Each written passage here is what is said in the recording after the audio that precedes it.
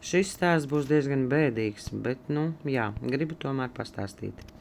Dzīve no Rožlauks, teica Zeķīts un aizgāja armijā. Mēs šeit Spānijā esam tikai 2 dienas.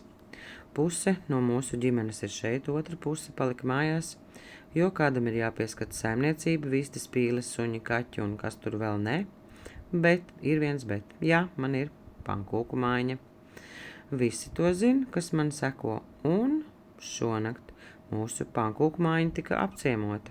Atnāca kāds cilvēks un norāva visu, kas tai manai pankūku mājiņai bija pielīmēts.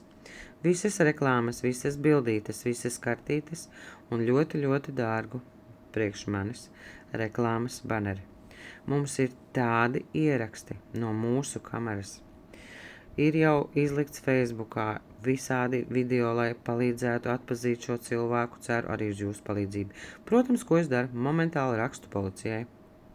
Bet policijas e-pasts ir pārpildīts un šo vēstuli viņi saņemt nevar. Tad es mēģinu aizsūtīt digitāli un arī to es nevaru. Bet ja kāds no jums, ja kāds šo cilvēku atpazīst, tad, es nezinu. Pagaidiet mani, es tikšu ar viņu galā. Policijai es tomēr paziņoju.